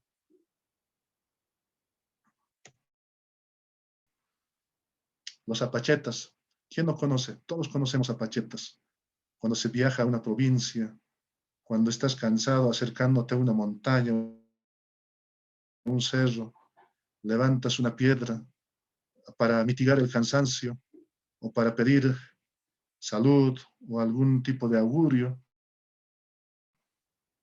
lo dejamos nuestras piedritas, ¿no?, en este lugar sagrado. Entonces las apachetas todavía siguen existiendo. Esto ha existido desde la época de los tiwanacotas, estamos hablando del año 1400 a.C. Y en la actualidad seguimos practicando. Por eso hay muchas cosas todavía que tienen continuidad. Lo que pasa es que incluso en la misma arqueología, en la carrera de arqueología, nosotros nos decían los profesores, el pasado es pasado. Olvídense de eso. Ahora ya es prácticamente todo nuevo porque ya vivimos en tiempos de celulares, ya vivimos en tiempos de autos. Bueno, pero la ropa no hace mucho en ese sentido. En este caso, la tecnología, claro, son elementos que inciden en la cultura. Pero el andino, sobre todo, ha tenido la capacidad de cómo transformarlo eso a su imagen y semejanza. Esa es la virtud del andino. El andino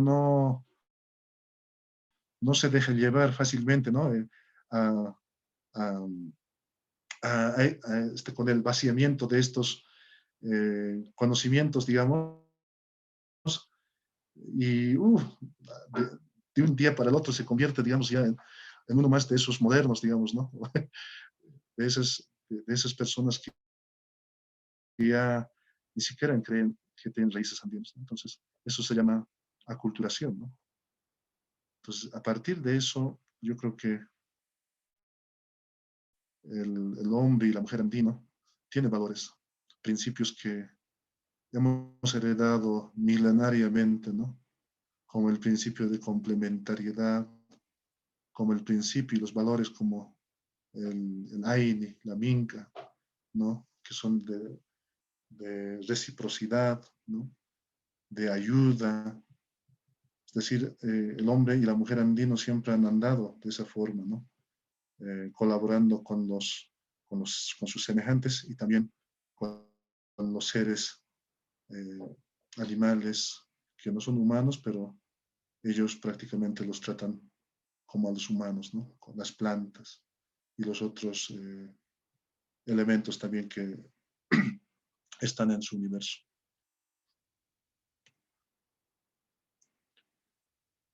Esta es una cartografía cosmológica, sistema total de los acontecimientos.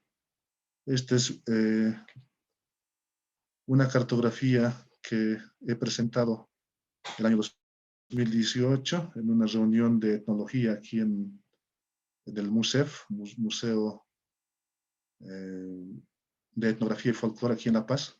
Y bueno, este es un poco de síntesis, digamos, de lo que hemos estado hablando. El ser humano es apenas este punto, discúlpenme si simplifico esto, pero en todo este universo macro, el ser humano es apenas un ser más entre los seres.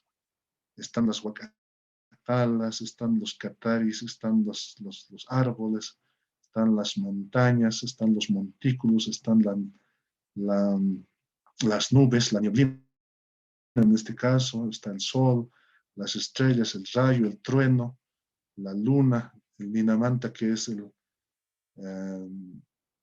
aerolito, o la estrella fugaz, como también conocemos, el caticati, la cabeza voladora, el ajayo, son seres espectrales.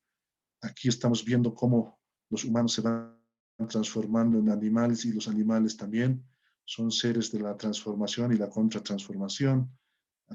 Aquí vemos el piruni o el jawira, que tiene seres que están acechando permanentemente a todos los seres humanos en sí, e incluso los animales muertos, cómo inciden en la formación, digamos, en la construcción de la armonía, digamos, de las comunidades. Entonces, esta imagen es una síntesis, digamos, de la cosmovisión y la cosmología de las comunidades actuales. Estas imágenes se han recopilado a partir de entrevistas que colegas antropólogos me han permitido desarrollar, digamos, ¿no?, con sus datos. Y bueno, de esa forma hemos presentado esta cartografía, ¿no? Finalmente, llegamos a la conclusión. En la cosmovisión andina, los principios que operan están basados en las alteridades sobrenaturales o los emisarios cósmicos. Este es el motivo por lo que los espacios ceremoniales y domésticos están envueltos con los más apreciados y complejos diseños espaciales y gráficos policrómicos. Bueno, diríamos que la cosmovisión andina no solamente, habíamos mencionado, toma en cuenta las cualidades y los atributos del ser humano. La cosmovisión andina prácticamente tiene su génesis, está basada, está cimentada en estas alteridades sobrenaturales. Yo diría extremas alteridades extrahumanas, porque así es. Y eso vamos a comprender más adelante también por qué estamos diciendo eso. Emisarios cósmicos. Esto, cuando hablamos de cósmico, parece que estamos hablando de espacios inalcanzables, de viajes en tiempo, luz que tenemos que hacer como los extras. No. Lo cósmico está aquí, es visible ante nuestros ojos. Seguramente esto van a hablar en otro con otro profesor, y van a entender perfectamente cómo podemos ver las estrellas cómo están constituidas, sus movimientos, el significado, incluso los ciertos rasgos de animales, de plantas, de cosas, ¿no?, de la naturaleza, cómo están representadas como si fuera una réplica, ¿no?, como si fuera un espejo en realidad ahí en el cielo. Entonces, partimos de eso, ¿no? Es decir, incluso lo invisible se hace visible, pues, en el mundo andino. Eso vamos a ver cuando hablemos en las corporalidades, ¿no?, en la tercera temática que nos va a tocar desenvolvernos, ¿no? Entonces, con esto quisiera terminar esta parte de la primera clase, yo diría. Y bueno, espero que hayan comprendido. Y disculpas también, estoy un poco saliendo un poco de algún contratiempo en mi salud, pero bueno, espero que no les haya cansado con esta clase. Muchas gracias.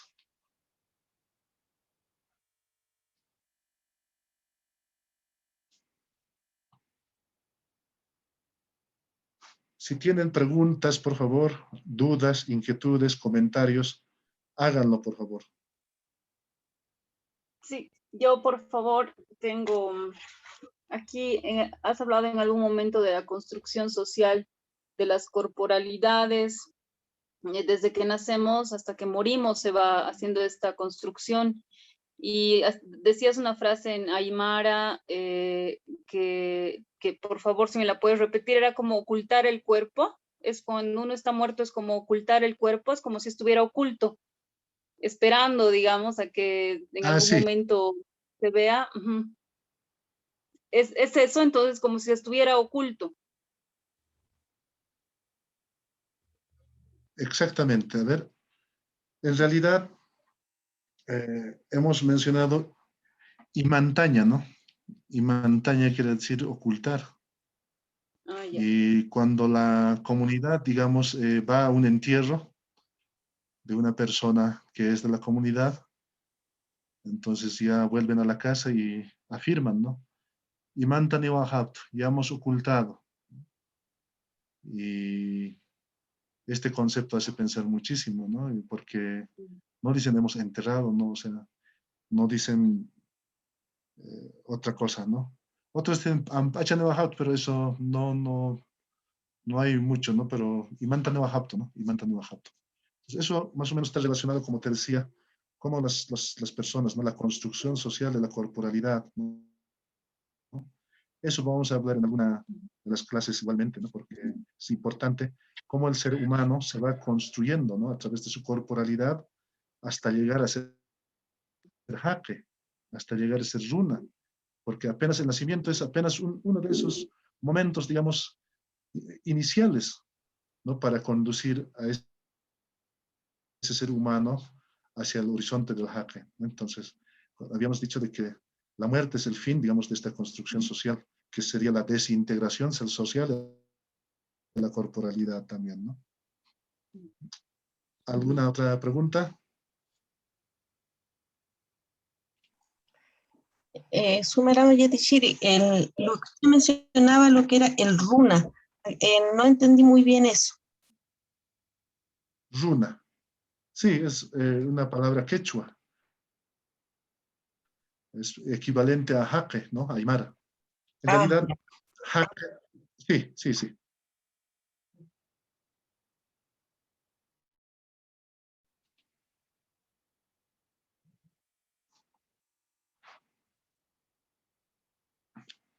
¿Algún comentario? ¿Alguna inquietud tal vez? Yatichiri, yo quería Sí, hacer una adelante. consulta. La clase que se desarrolló ahora, usted lo va a subir en video, ¿no es cierto? Sí, ya nuestro hermano Román se va a encargar de subir, prácticamente la clase está grabado y lo va a subir y puede escuchar las veces que quiera, ¿no? Waliki Yatichiri, Paisuma. Yusfaya Kuyaka.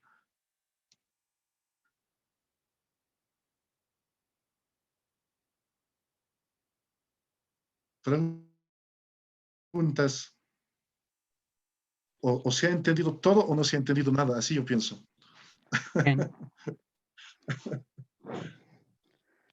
Dice una consultita. Sí, adelante, hermano. En el aspecto de en donde se ponía un ejemplo en un monolito, no solamente puede ser eso, ¿no? Hasta en los tejidos. Entonces, eso se puede, decía usted, dicen, es un lenguaje que está, tal vez podría decir, diseñado para visualizar, ¿no? Visualmente. Entonces, podría decir, o podríamos llamar desde la cosmovisión, que es una ciencia que ellos crearon para poder dar lectura visualmente y no como hoy en día, digamos, escribiendo, sino a través de las imágenes se ha mostrado o queriendo dar así, conocer algo así. Eso sería una ciencia, Licen. Sí, si no me equivoco, esto vamos a tocar en nuestra tercera o cuarta clase, donde prácticamente las tecnologías, ¿no?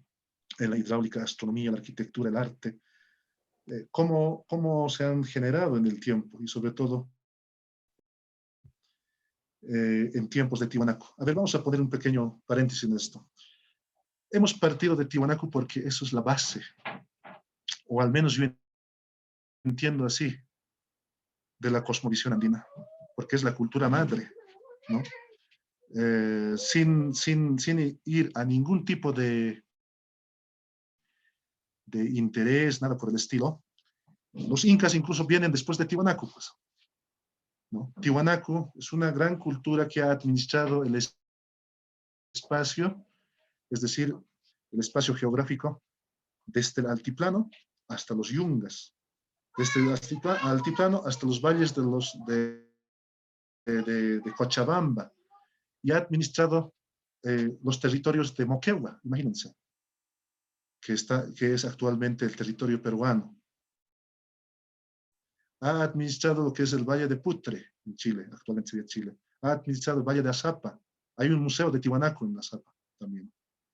Y lo más lejos que ha llegado es el desierto austral, San Pedro de Atacama.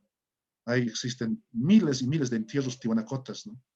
Y en ese museo prácticamente se exhibe ese tipo de objetos tiwanacotas. Entonces, imagínense, Tiwanaku ha sabido administrar ese territorio vertebrando los cuatro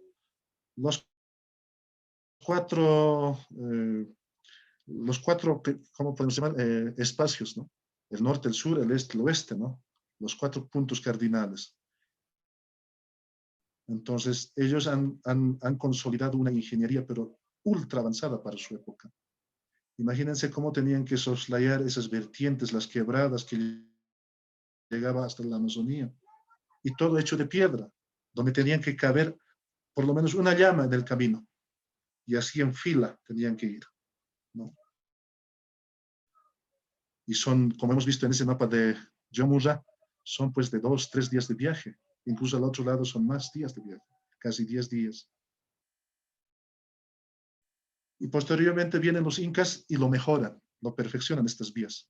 De ahí hablamos ya de Capajñán, ¿no? Que es ya el camino inca como conocemos. Pero antes de los incas, los tiwanacos ya habían predispuesto estas vías, ¿no? Para articular Tiwanaku con diferentes pisos ecológicos. Vamos a hablar esto, hermano, de las tecnologías en la próxima clase seguramente.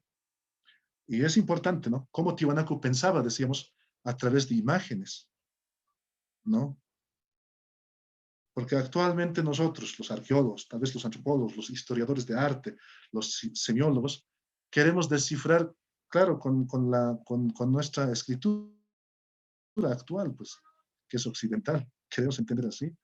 Pero lo que tenemos que entender en el pasado es que las estructuras, digamos, visuales no funcionaban así como nosotros estamos entendiendo.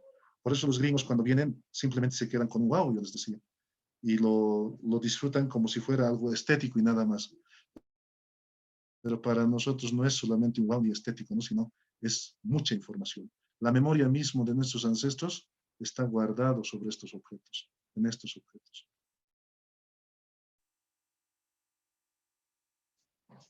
¿Alguna duda, pregunta?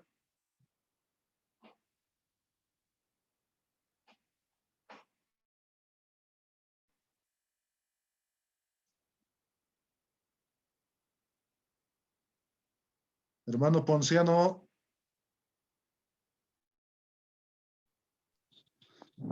Pachi, Licen, gracias. ¿Qué le ha parecido la clase?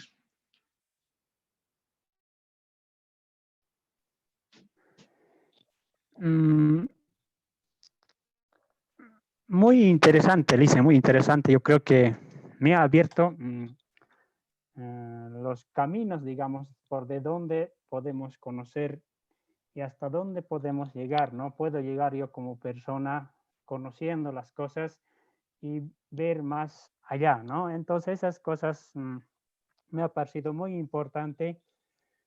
Tal vez sabemos algo general, así por encima nomás lo pasamos, ¿no? Pero a veces es muy importante que usted ha profundizado, entonces desde ahí para tener más conocimiento a la vez, conocer, ¿no? Conocer y ver y saber desde dónde y cómo ha sucedido también, cómo ha pasado. Entonces, cómo nosotros también de hoy para adelante, yo como persona puedo llevar o sobrellevar con otras personas y también a la vez enseñarlo también a la gente que me rodea, poderlo hablarlo, ¿no?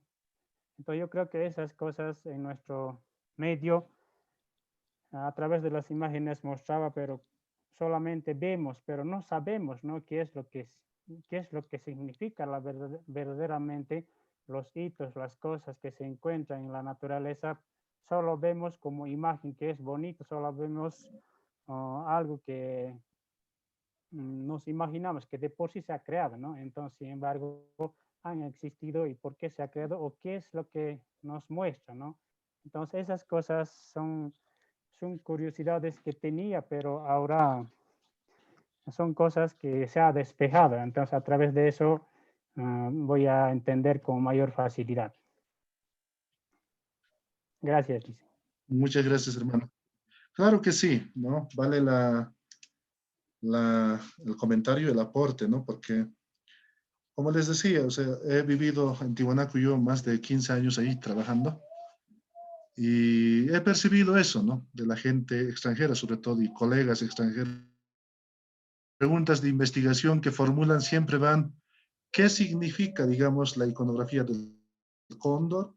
¿Qué significa la iconografía de un puma? O sea, quieren ir, digamos, directamente a descubrir el significado. Y discutíamos algunas veces, ¿no? Primero tienes que preguntarte cómo significan estas cosas. Es decir, toda una cadena operatoria, ¿no? Por lo que ha tenido que atravesar cada objeto.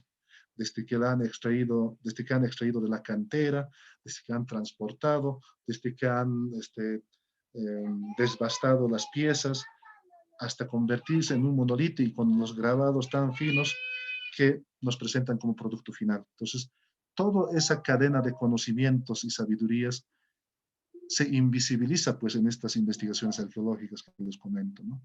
Pues por eso es importante para nosotros cómo podemos enfocarnos, o sea, también desde el ámbito donde están, ¿no ve? Cada uno de nuestros compañeros de este diplomado, también podemos generar estas sinergias, digamos, ¿no? De metodologías, porque en eso se basa ahora las investigaciones contemporáneas. Ya no es suficiente ser simplemente arqueólogo para entender las cosas del pasado, sino cuanto más amplio sea, digamos, la multidisciplinariedad, es mucho más mejor para comprender estas realidades, ¿no? Y eso es lo que tal vez tenemos que practicar de aquí hacia adelante también. Bueno, ya no hay comentarios, parece que ya están cansados. No se cansen, por favor, griten, alcen la mano, así como los de primaria.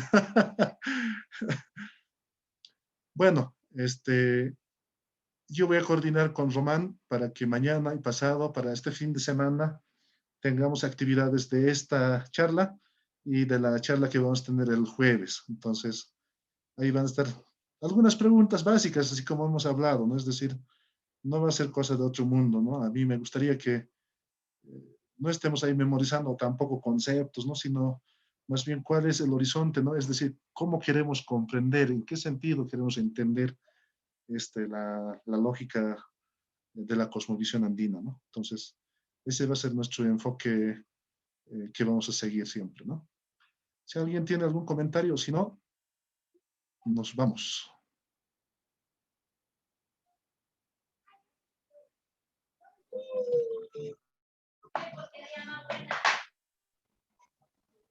Jolie, recién has despertado. Estabas durmiendo. Sí. La verdad me Adelante, adelante. pareció muy buena la clase, interesante. Yo como ya les mencioné, soy chiquitana. La verdad que yo al principio pensaba que esa figura, yo le decía así, que estaban por estar, que, o sea, como uno no sabe cómo se interpreta, ¿no?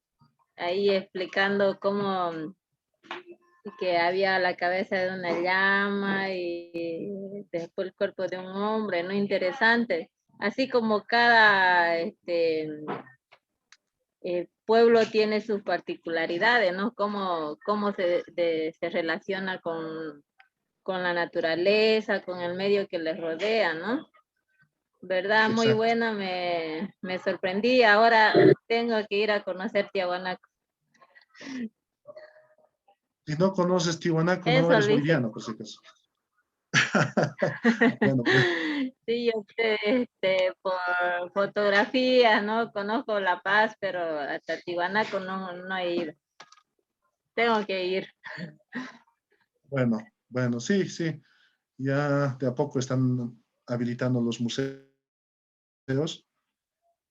Por esta la pandemia prácticamente estaba cerrado todo, pero ya el sitio arqueológico, como es un espacio abierto, entonces ya está hace más de medio año ya está habilitado eso, ¿no? Tienes que visitar. ¿Alguien más? Ya, Alice. Yatichiri. Adelante, hermano, adelante. Igual, ¿no? Comentar sobre la clase. Me ha parecido muy interesante, increíble también. La verdad, hay varios puntos que no conocía, que por ejemplo, es 400 años antes de Cristo, ¿no? Incluso antes de los incas, es todo esto lo que estamos llevando. Y bueno, para entender esto, o sea, es tan simple porque tenemos que aprender la natural, vivir con esto. Y me parece muy lindo, la verdad, como para aplicarlo, como para replicarlo con nuestros hermanos, con nuestra familia, nuestra sociedad. Gracias. Bueno, de eso se trata, ¿no? Como se ha mencionado, cuando apenas estábamos empezando con la clase, recién, mira, nosotros después de 20 siglos nos damos de cuenta a través de la etología, de la botánica, de la biología, que las plantas, por ejemplo, voy a ir, ¿no? La etología es el estudio del comportamiento de los animales, bueno, no vamos a hablar de eso, pero el de las plantas es realmente impresionante, ¿no? Cómo las plantas piensan, a ver, escudriñen, a ver en el internet, así, curioseen por lo menos un poco esto, porque a mí me sorprende porque ya, mira, hace 2000, casi 3000 años, nuestros ancestros estaban pensando en ese sentido, mira. Y lo que se está haciendo ahora, más bien con esto, es como redescubrir, ¿no? Ese tipo de conocimiento. Eso es impresionante. Las plantas, por ejemplo, en la época de Tiwanaku, la papa, el maíz, eran tratadas como personas, pues eso siempre hemos dicho, ¿no? Como si fueran personas en realidad. Por eso dicen en Aymara hay una palabra, no vas a botar la papa, no vas a pisar hachaniwa, va a llorar, es decir, siempre se le da su lugar a los productos, a los vegetales, ¿no? ¿Y qué tal? Mira, la botánica ahora nos está enseñando de que de verdad sí, las plantas habían sabido llorar, habían sabido reír, hasta bailan al ritmo de la música. Es impresionante. Sí, hermano Rolly, adelante. Bueno. Hola. Bueno, sí, igual, muy contento con el contenido. Tengo una consulta, más que consulta, una curiosidad.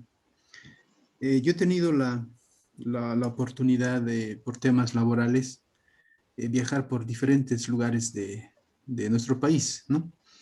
Por ejemplo, he pasado muchas veces por el Tunupa, aquel lugar, aquel volcán que es bastante impresionante, o por aquel cerro que lo conocemos como el Tatasabaya. También tuve la oportunidad de temas laborales también de visitar el Timnis y he quedado bastante impresionado, pero además de esto, he sentido como era una sensación distinta a la que después de compartir esto con compañeros de trabajo, pero se sentía como si esto realmente existiría. De hecho, una especie de temor inclusive por la majestuosidad del Tunupa, por ejemplo, o del Salar de Uyuni, es decir, cosas parecen materiales para cualquier, pero o en estos ríos del Timnis, he quedado muy, muy maravillado, pero para sentir esto, ¿no? Con este contenido que nos compartes, al parecer sí, digamos, hay una especie de conexión con todo esto. Entonces, la consulta que tengo es que hay que tener alguna habilidad, alguna cualidad adicional para tener este tipo de sensaciones, o es simplemente una impresión como cualquiera lo puede tener frente a este tipo de... Yo sigo pensando que son una especie de seres y así por lo menos lo he sentido. Esa es mi consulta, hermano. Está muy interesante la experiencia que tuvo, ¿no? Sí, yo diría sí y no, hablando de las habilidades, ¿no? Lo llamamos extrasensorialidad, ¿no? Como decíamos, lo que pasa es que el tipo de conocimiento que nos ha construido como somos actualmente ha hecho de que nos olvidemos absolutamente de las cosas así que son psicológicos, filosóficos, metafísicos, ontológicos. Entonces, la razón y la cientificidad misma actualmente, ustedes deben saber, ¿no? En la universidad siempre tiene que estar demostrando una cosa con la otra, ¿no? Si no demuestras nada, si vas a hablar, digamos, justamente lo que estás comentando, hermano, eso no va a ser ciencia, pues, para la universidad, para la academia. Entonces, yo creo que hay que romper primero estos complejos, ¿no? Son complejos en realidad, porque en el mundo no puede haber un solo tipo de pensamiento, como siempre hemos mencionado. Tantas culturas, miles hay en el mundo.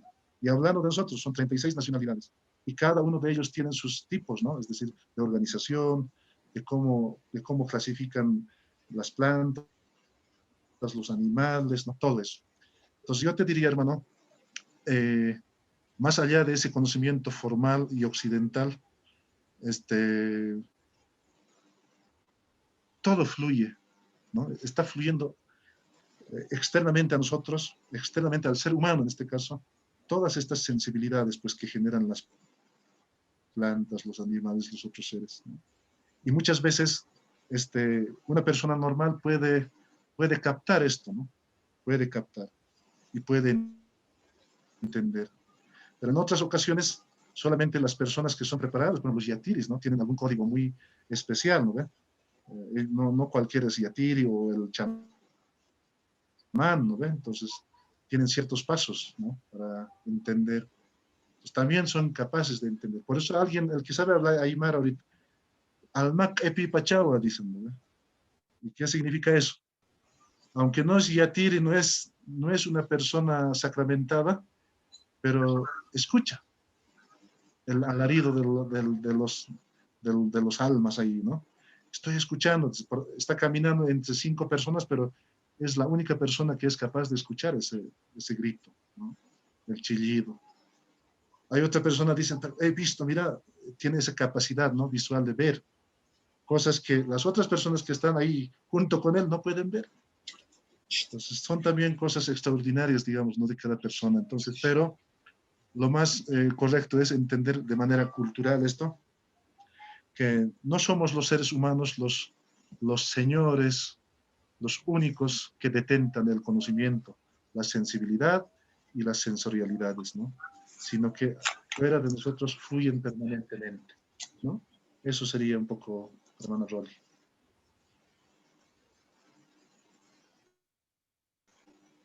Listo. Yo creo que ahora sí terminamos. Ya se están durmiendo y bueno, ya no van a cenar por culpa del profesor. Bueno, Yo quería realmente un decir placer. dos Sí, a ver. cositas. Sí, adelante. Adelante. Sí, lo que usted mencionaba, profesor, es que hay como un rompimiento con la sensibilidad que usted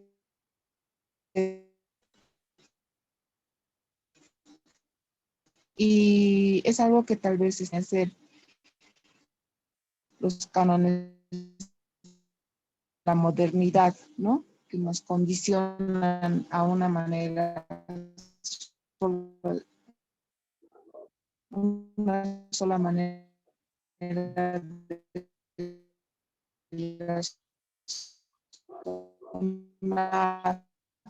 de de ver el mundo de una manera unilateral, ¿no? Y me hizo recordar el hecho de que contaba, ¿no? Que al hacer una mesa en el cerro de su comunidad, él podía ver cómo los ajayos, los espíritus a quienes les haciendo la mesa, venían corpórea como un ser humano, pero en otras también adoptaba como una forma de animal, ¿no?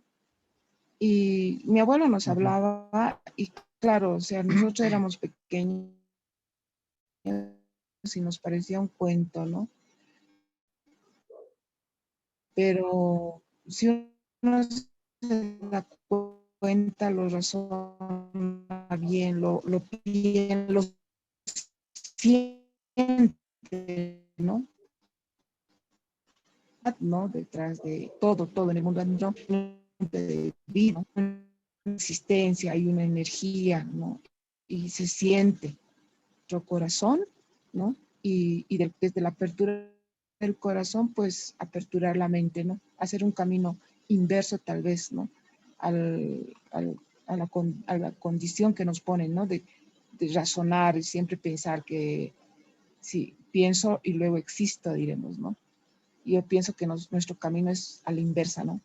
Nuestro camino condiciona desde el corazón, desde el sentimiento, ¿no? Desde esa sensibilidad. No lo hablo desde un punto de vista romántico, ¿no? Del romanticismo. Exacto. Quería aportar, profesor. Bueno, muchas gracias por el aporte, aunque he escuchado medio, no todo completo por el problema de la señal seguramente, pero hay dos cosas que he comprendido, ¿no? Es decir, lo nuestro categorizamos como cosmocéntrico, ¿no? Es un pensamiento cosmocéntrico. Eso es lo que practicamos, lo que han practicado nuestros ancestros de Tiwanaku, ¿no? Y posteriormente los incas, y actualmente igual, ¿no? Y este conocimiento cosmocéntrico es totalmente contradictorio, pues, ¿no? Para el pensamiento antropocéntrico, ¿no? Occidental, ¿no? Y como decías, pienso, luego existo. Pero ¿qué diríamos nosotros? ¿Siento y luego existo? ¿Vibro y luego existo? Bueno, habrían, ¿no? Categorías que también pueden compensar todo esto, ¿no? Pero en el fondo lo que tenemos que hacer es siempre partir de esta lógica de la comunidad. Por eso yo les digo, habíamos mencionado, siempre hay en alguna comunidad algún abuelo o abuela, ¿no? Personas mayores. Entonces, ellos son los que prácticamente van a enriquecer nuestro conocimiento. Y lamentablemente, por esta cuestión de tiempo acelerado, por cuestión del consumismo, del banalismo, del visceralismo, nosotros nos hemos visto prácticamente obligados casi ya a renunciar a muchas cosas. Apenas estamos reflexionando algunas cosas, pero pucha, el sistema nos pulveriza en el tiempo. Ese es lo lamentable también. Entonces, por eso es urgente recuperar esta información. Yo les aseguro, por lo menos ahorita debe haber algún abuelo y abuela en la comunidad, mañana pasado ya no va a haber. Y la generación mía y más posterior, nadie ya nos va a poder decir nada, ¿no? Y en ese momento sí vamos a decir, lo que nos cuentan los filósofos heideggerianos, bersognianos, no sé, allá vamos a creer al pie de la letra eso, ¿no? Ustedes eran europeos, sí, nosotros éramos europeos, somos europeos. No tenemos que llegar a eso, por eso, o sea, el decir, como decía la hermana, y no es romántico, el decir que estos abuelos son como una biblioteca, ¿no? Cuando se muere un abuelo, la abuelita dicen, carambas, esto se ha muerto, ha desaparecido en biblioteca, dicen, ¿no? Y eso es verdad, porque ellos todavía conllevan mucha información del pasado, ¿no? Y lo tienen en la oralidad, ¿no? Muy pocas veces ya tienen la capacidad a esa edad de plasmar, pues, en sus textiles, en sus cerámicas, ¿no? Pero la virtud, la cualidad más grande es llevar en la oralidad, ¿no? Entonces, es una tarea de cada uno de nosotros desde el ámbito donde estamos, recalco eso, trabajar estos conocimientos, tal vez mal llamados como saberes, ¿no? Porque siempre han opuesto el arte versus artesanía, naturaleza versus cultura, no sé, conocimiento, saber, filosofía, no sé, ¿cómo lo llaman?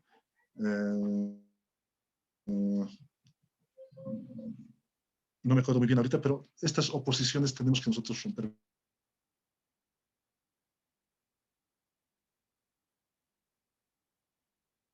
¿Alguien más? Ya no, ¿verdad? Sí, yo. ¿Se me escucha, profesor? Sí, muchas Sí, gracias. perfecto. Sí, muchas gracias. Muy interesante, toda la sabiduría, profesor, compartido, a cada uno de nosotros el día de hoy. Justamente algunas partes, me he perdido porque estuve viajando de un lugar a otro, más o menos 1 hora, y llegar hasta casa, eso, otros minutos más. Y aquí, en la región de Puno, ahorita está lloviendo mucho, ¿no? Entonces, estoy un poco con lo que, mira, con esa desesperación que me he perdido, no tanto, porque toda la información que usted ha brindado es importantísimo, ¿no? Una de las problemáticas que existe, yo siento así, acá en el Perú como en Bolivia, la mayoría de los investigadores son pues extranjeros, ¿no? ¿Dónde está un quechua? ¿Dónde está un aymara? Siempre yo digo esto, ¿no? Porque ya debe de empezar toda la investigación de parte de nosotros, o sea, nosotros debemos de escribir la historia. O quizás nuestros abuelos, como tú decías, nuestros ancestros están ahí, nuestros abuelos, tatarabuelos, algunos están ahí. Por ejemplo, yo he tenido la oportunidad de reunirme con un Gilacata de pueblo Uro. Hay Gilacata todavía, ¿no? Por ejemplo, anteriormente se hablaba de los malcos, Gilacatas, amautas y ancianos, ¿no? Pero ahora ya no se habla. Por ejemplo, en esta zona se habla del presidente, teniente gobernador, alcalde del centro poblado. Entonces, por ejemplo, se está perdiendo esa sabiduría. Para llegar a esas características de los dirigentes, pues imagínate, había una cierta requisito para eso, pero ahora pues se está perdiendo eso, ¿no? Entonces, muy a pesar de aprender lo que usted nos está enseñando, también yo pienso que debe ser una tarea para nosotros desde ya, ¿no? Desde ya iniciar con la investigación. Creo que sería un aporte muy importante, pero también por la política occidental, neoliberal en este caso, nos han impuesto, ¿no? A que nosotros cerremos nuestros ojos y estemos, pues, lamentablemente como cualquier animal persiguiendo al sistema, ¿no? Entonces, así nos están considerando aquí, por lo menos acá en el Perú, ¿no? O sea, nosotros somos, pues, quizás los pueblos indígenas como pueblos de tercera, cuarta categoría. Esto ha sido inclusive la versión de expresidente supuestamente ya muerto o quizás en el otro mundo, ¿no? Algunos dicen que no está muerto, ¿no? Entonces, así consideran a los pueblos indígenas. Pero sin embargo, nuestra concepción de nosotros como pueblos ancestrales, pues vemos de otra forma, ¿no? Por ejemplo, para nosotros la cosmovisión es de ver, de sentir, de percibir, de expresar, ¿no? Es el mundo de la vida, ¿no? Pero también la cosmovisión pues genera relaciones sociales y de la vida, basadas, como tú decías, en el equilibrio, en complementariedad, en paridad, respeto, principio, o sea, esas cosas prácticamente nosotros lo practicamos, ¿no? Entonces, hasta el momento se practica por ejemplo, el AINE, ¿no? Pero lamentablemente eso ya no se ve pues en el mundo occidental. Ellos ven la parte ascendente, por ejemplo, ¿no? Y la forma de ver de nosotros en el mundo ancestral es de algo circular, cíclico, es cíclico, ¿no? Ellos, por ejemplo, ven la parte jerárquica y competitivo, eso es, pero para nosotros es completamente diferente, ¿no? Es equilibrio, vivir en armonía, por ejemplo, ¿no? Ellos hablan de la unidimensionalidad, por ejemplo, ¿no? Pero para nosotros es de multidimensionalidad, ¿no? Entonces, hay cosas que tenemos que analizar. Y para mí, por otro lado, lo más preocupante es, por ejemplo, lo que tú mencionabas en cuanto a los centros ceremoniales que han sido construidos específicamente para ofrendar. Lamentablemente, con la conquista acá en el Perú, han sido construidos, por ejemplo, usted debe de saber, han sido construidas las iglesias, ¿no? O sea, en todos los centros ceremoniales. Y ese es un reto. ¿Qué hacemos frente a eso? Porque han sido, pues, bien pensados por nuestros ancestros, ¿no? Por ejemplo, nosotros creemos que después de la cultura tiahuanaco viene la cultura aymara y posteriormente la cultura quechua, ¿no? Es un cíclico. Entonces, todas estas sabidurías prácticamente han sido, pues, para poder desaparecernos al 100%, ¿no? Inclusive hay muchas sabidurías que podemos hablar, pero profesor, para compañeras y compañeros, para nosotros creo que va a ser un reto y seguramente vamos a aprender de cada uno de ustedes porque es lo que nosotros queremos, ¿no? Aprender, y particularmente yo estoy tratando por mi parte de hacer investigaciones, preguntando, pesquisando a los abuelos.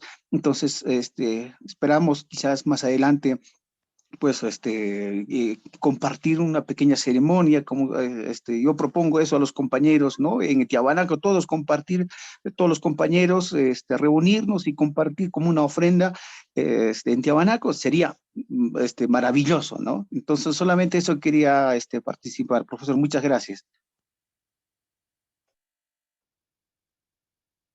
Muchas gracias, hermano Carolino. Con eso cerramos y bueno, pues cualquier duda que tengan, tal vez algo que nos hayamos olvidado, escriban por favor al WhatsApp del grupo y nos vemos el día jueves 8 de la noche, hora boliviana, ¿ya? Ha sido un placer compartir con ustedes, estimados hermanos y hermanas. Muchas gracias.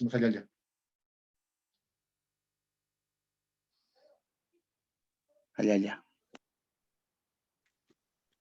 Muchas gracias, licenciado. Hasta luego. Hasta luego, hermano. Gracias, hasta luego. Chepié,